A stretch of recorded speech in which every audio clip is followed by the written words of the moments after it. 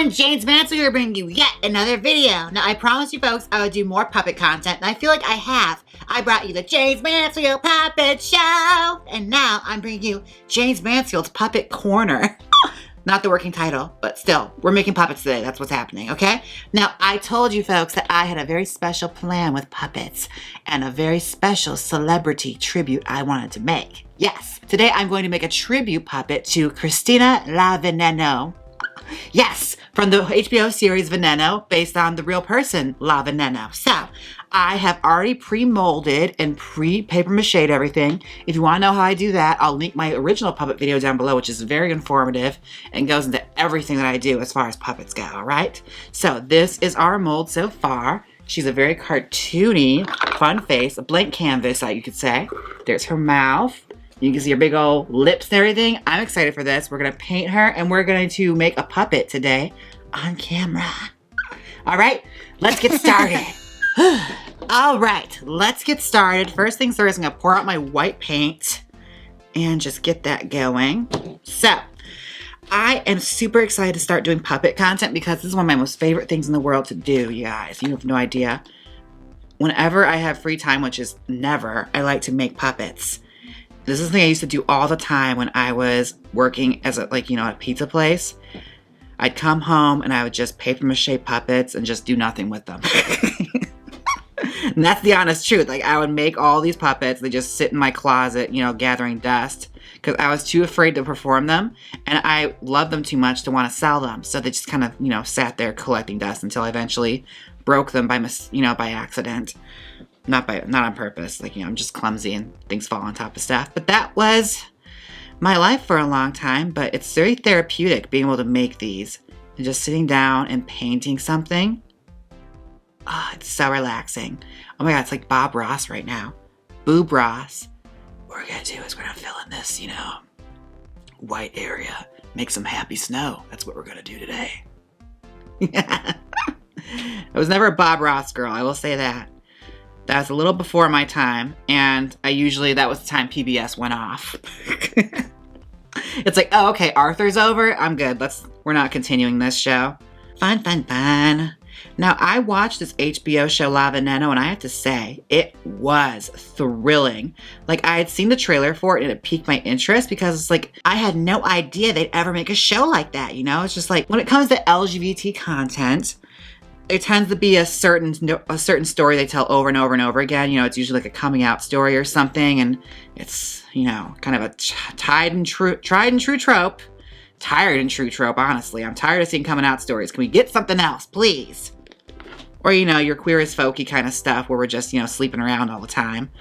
Relationship drama. We do not pass the Bechdel test, that's for sure. But no, this was fascinating because it just told the story that completely just took me back by surprise. Christina La Veneno, as the story goes, to give you a short summary, was a worker in Spain who became famous in her home country after basically just, doing an interview on the street, sort of like Billy on the Street kind of stuff. She was just a character that this woman interviewed, just showed the colorful neighborhood. And the host fell head over heels with her and wanted her on the show and brought her in. And she made such an impression that they brought her back for a regular segment all the time. And she was there until the show's end, which is really, really impressive. She's essentially like the matinee lady from Johnny Carson era. For those of you who don't quite understand what I'm going through here, that's what she would have been like. For all the oldies out there, explain to the kids what the matinee lady was. Carol Wayne. Oh, another tragic story there. Oh my God. Poor Carol. Not a good history of Carols, I will say that. Lots and lots of tragic Carols in the world. That's a very unlucky name, it would seem. All right, now we have our eyes painted. Let's move on. Let those dry. Now, she had big lips. So let's just get started on that. I remember when I used to show queens how I could draw and how I could make paints like puppets and stuff. One of the quips someone always made about me was like, how is it that you can draw all these beautiful things, but you can't get your eyebrows on right? And it's still a struggle to this day. I feel like I did a pretty good job today, but you know what? It's always a struggle. You're always learning, kids. Just remember. Just keep practicing. Just because, And it goes to show just because you're good at one canvas doesn't mean it's going to apply to all. All right, we can do more red lips. Those are big, but need to be bigger, okay? Oh my gosh, I'm having so much fun right now. You guys don't even understand. Okay, we're just doing the lips right now. And this is the constant struggle, trying to find balance in the upper lip. Never fails to give me problems, even my own makeup. You'll sit there for hours trying to get the stupid lips right. And like from looking at me, you'd think, you know, doing my lips would be simple since it's pretty by the books, like you just follow the line, but I never seem to get them on even. Maybe it's just, you know, the perfectionist in me. Because when you look at me, you think she's a perfectionist. Clearly. Now I'm using a different brand of paint than I'm used to.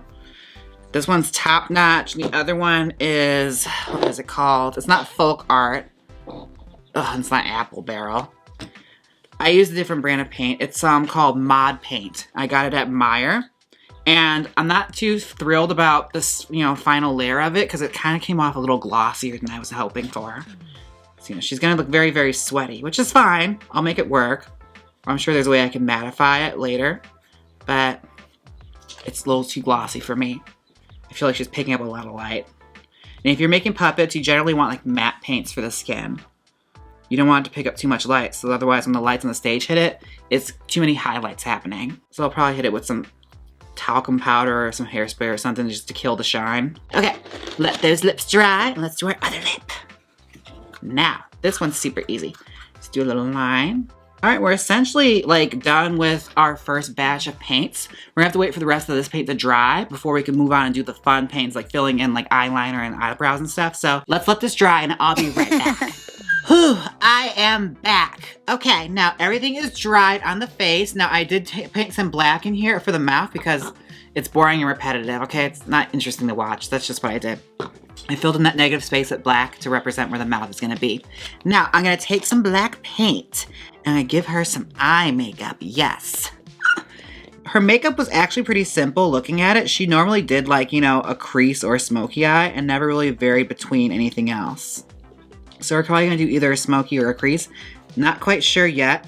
The outfit I'm replicating, she kind of did like a very, very subtle nude crease. Because, you know, everything, all the attention was on her body and everything else she was wearing.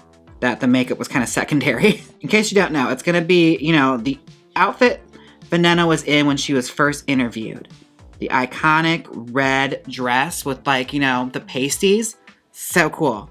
She had to stand out amongst the other girls, so she would wear costumes all the time, and that carried over into the rest of her life too. Like she always wore lots of very elaborate costumes and things to scandalize, as she would say. Like very, very revealing dresses, couture dresses though. Like it wasn't just, you know, off the rack crap. Like she had dresses designed specifically for her and her body. But no, I really like the Veneno series because it started off very kind of fun and it got intense real quick, and like it became almost like a women in prison movie.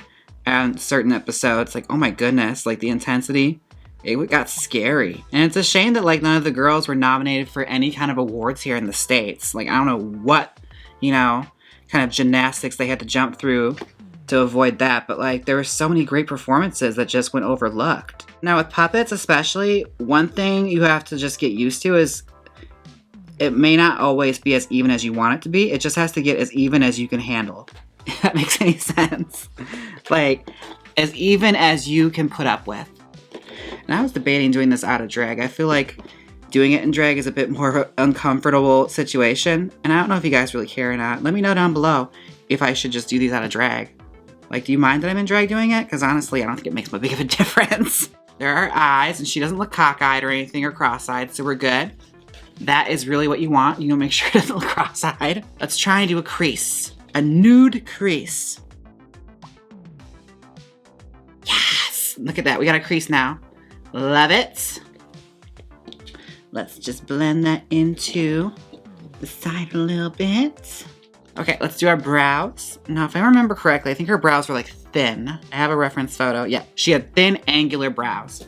And I have a brow bone here to help me determine where the brow is going to go. So, like, that helps. If you're going to make puppets, mold a brow onto it.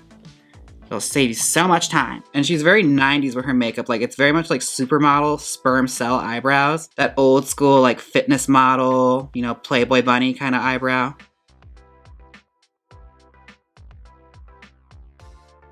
I love it went to her backstory too. Like it went to her backstory of like starting off as a drag queen in Spain and then eventually finding herself, transitioning, and she started working in the streets. And like I especially like the later episodes. Not to go into any spoilers, but if you're a fan of Love now, you already know like she's very, very popular on the talk show circuit. And like it wasn't all nice like it was in the beginning, where she was more or less, she was being exploited, but it was to a nicer extent. Like she was at least put on a high pedestal.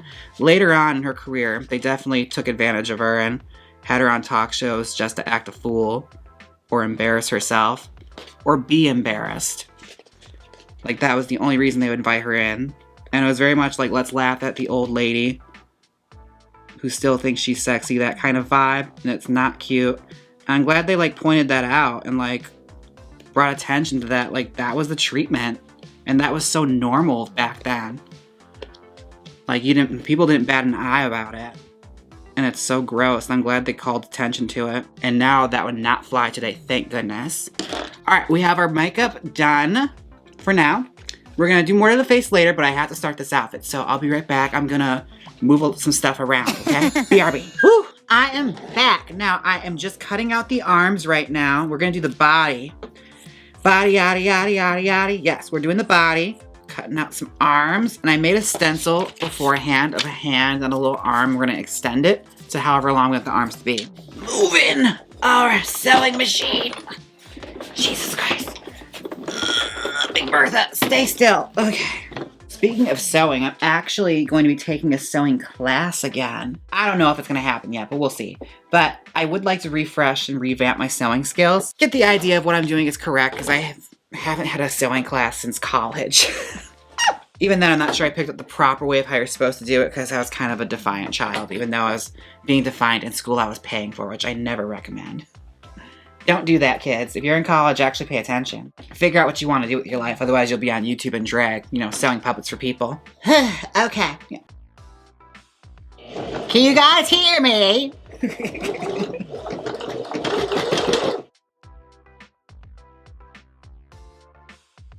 Has this ever happened to you guys? You look up and you look up from your sewing, you look underneath your fabric at the bobbin and see that it's empty and it's been empty for like 5 minutes and you sewed the whole thing and realize nothing actually sewed.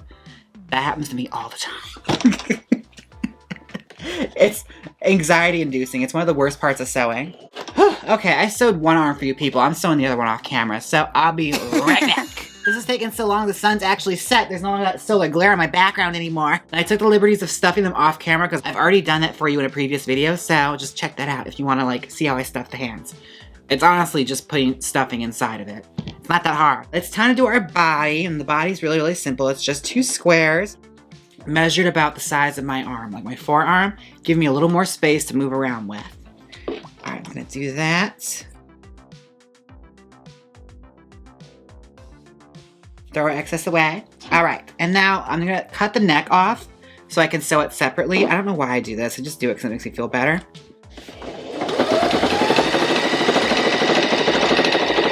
Okay, there we go. Put that inside.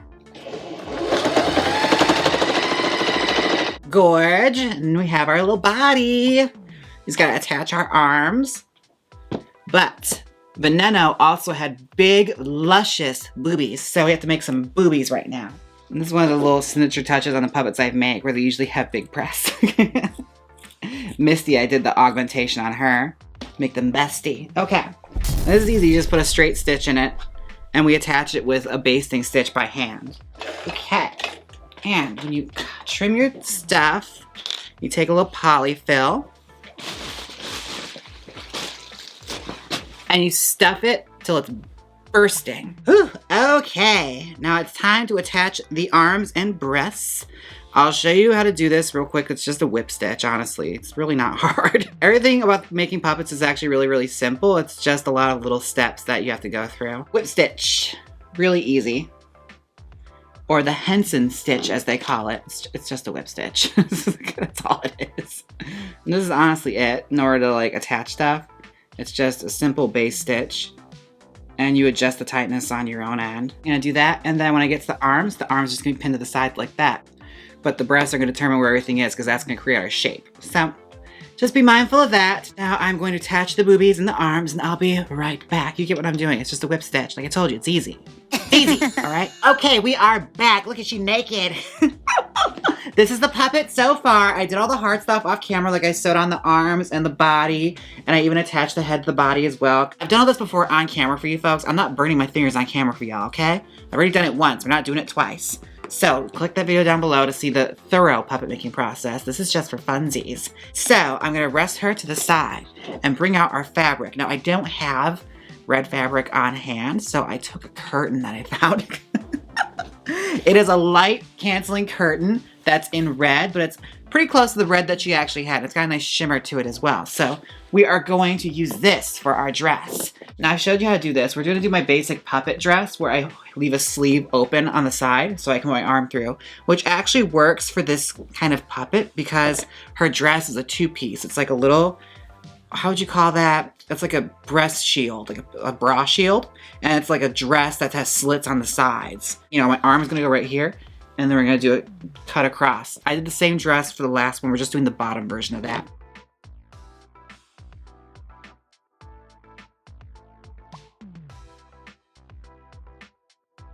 You put that together, she gonna look like the dress she had on. I wanna put my arm up it, and we have to make our dress shield. So bring Veneno back out, lay her down. I'm actually gonna use this white to create a pattern. Drape that around. Actually, here we go, we'll do it this way. Put her down. Now it was sort of like a bra shield because she was wearing pasties with it, so I try my best not to draw on the puppet, leave some seam allowance.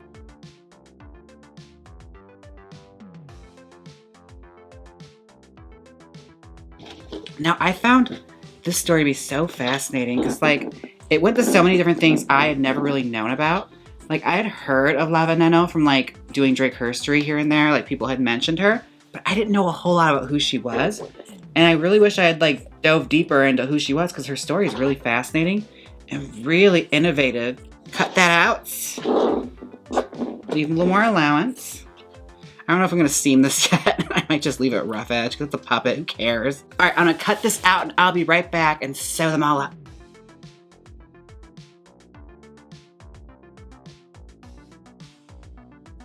Okay, so I am back for the final things I need to do. Now the puppet's outfit is all done. I sewed it all up. It's a little dress shield and everything with a little skirt. The skirt's removable in case I decide I don't want to wear this outfit for her anymore. Now I'm gonna take little pasties. They're just cut out, you know, circles from the fabric. Nothing special. Add a little glue to them and just stick them right on. Because that's literally what the outfit was just like two pasties and a garter and a skirt. Very simple, but effective. Okay, now I have a couple eyelashes I'm gonna put on her now.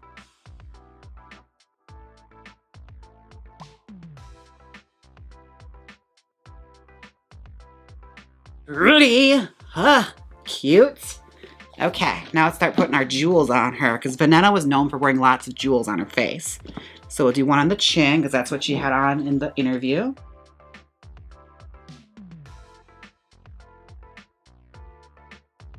Gorge, looks just like her. And the pasties got a little soiled from the glue, so I'll take a couple of AB stones and put those over there. Just make it more decorative. Let's do her wig. I'm gonna unplug, the glue gun can stay on actually, because I'm gonna need that. I'm gonna pull out this red wig, which is awfully long. A hard front bang wig, because that's what she wore a lot of.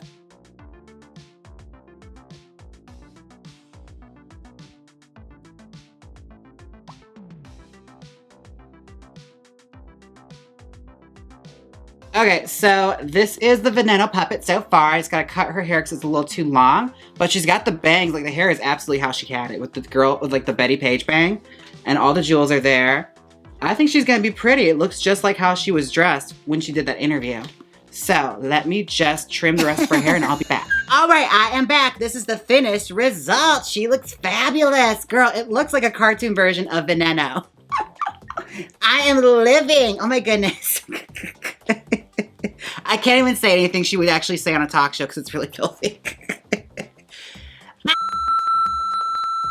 That's how she sounded on talk shows. Not lying. Like she spoke at 11 all the time.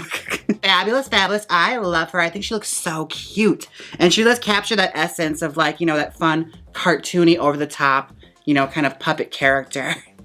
Now, I had so much fun doing this puppet recreation. If you guys like this, you know, comment down below. Maybe I'll do more once a month and out of drag. I learned my lesson now. Also, my camera died somewhere along the line. Ugh, this video was a whole lot. But I've learned a lot today, and I feel like it's really, really fun. The payoff is definitely worth it. Look at her pasties. Oh my gosh. But before I go, I'd like to take a moment, a Venmo, where I thank everyone who's tipped me on Venmo. I would like to thank Jaymes, Cody, Carlos, Sergio, and oh my God, Sergio, you're getting so popular in my comment section. The kids love ya. Tom, Raylene, and Veronica. And I also have a PayPal alimony from, thank you so much, Susan. Thank you all so much for the tips on Venmo and the PayPal alimonies. So fun, so fabulous. I hope you guys enjoyed. Now, don't forget to like, comment, and subscribe. And until next time, bye. Now hit the outro.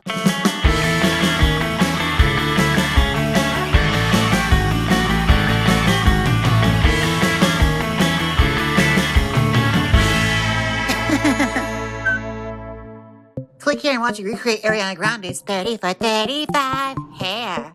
Or see the Jaymes Mansfield puppet show. Come on, click it. You know you want to. If you don't click it, I'll send over a puppet doppelganger of yourself that'll attack you during the night. So click it.